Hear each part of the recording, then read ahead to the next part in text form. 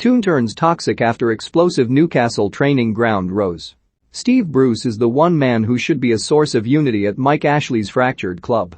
Right now, he is the greatest cause of division.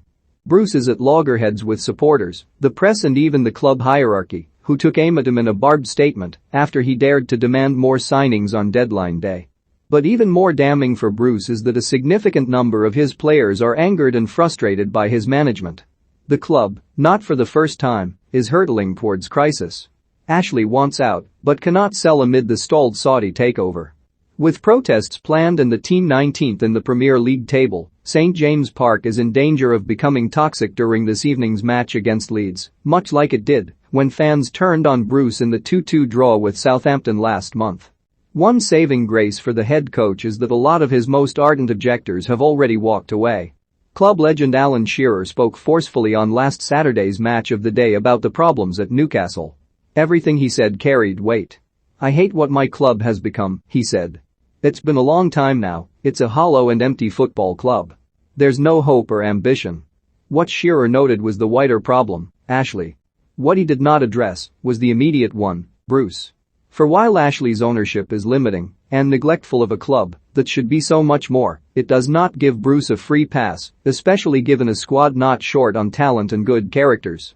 That is the feeling of many in the camp, who believe a change of manager would be the quickest way to mend relations inside and outside the club. A source said, "The players, as a group, are tight. They have been together a lot of years. They are good professionals and are determined to turn things around, despite issues with the manager. That could end up keeping him in a job." Just this week, the squad turned up expecting to train on Tuesday morning, only for Bruce to call a meeting during which he addressed running statistics. However, some players were not impressed when he cited other teams in the bottom half of the table as good examples. A source said, "The lads couldn't believe it. They were like, what is he talking about?" It did not go down well with some. For balance, some players felt Bruce spoke the truth. A feisty training session followed, two senior stars were told to calm down by Bruce, and there was a bad-tempered showdown between assistant manager Graham Jones and striker Dwight Gale, with captain Jamal Lascelles forced to step in. A source said, "There was a head-to-head after a disagreement. Jones said, 'It's always about you, Gailey.' Dwight wasn't having it and said, 'It's been all about you since you've been with England.' This can happen between players, but when management are involved it's never a good sign. There are some piet-off players. Jones was a popular and much-needed addition last season, but some are now wondering why he has not intervened and changed a 3-5-2 system they feel uses too many players out of position." There was also a heated inquest in the dressing room following Saturday's 4-1 defeat at Manchester United, with Bruce telling midfielder Isaac Hayden, playing at centre-back, that he should have done more to prevent Cristiano Ronaldo running off him to score his second goal.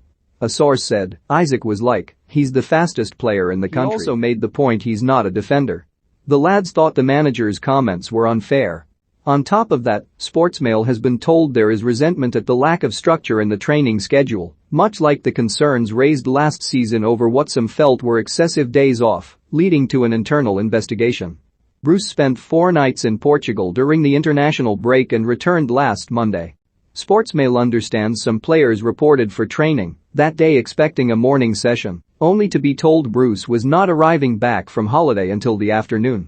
The club say this was always the plan. But a source said, "You've got players waiting hours at the training ground, and some staff didn't even know what was going on." They also turned up at training the previous Thursday, only to be told Bruce had gone on holiday. They just did a gym session. They weren't impressed. Then on Monday of this week they did not train until tea time. Players like structure, routine.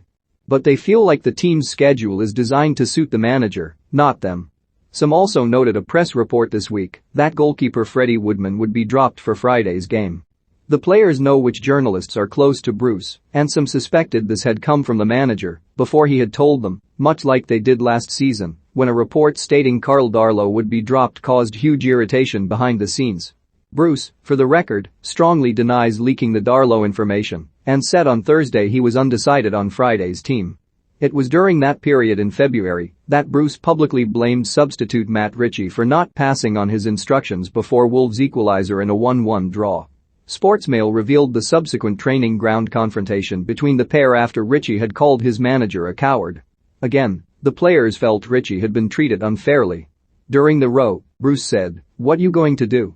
Tell Lee Charnley, managing director?"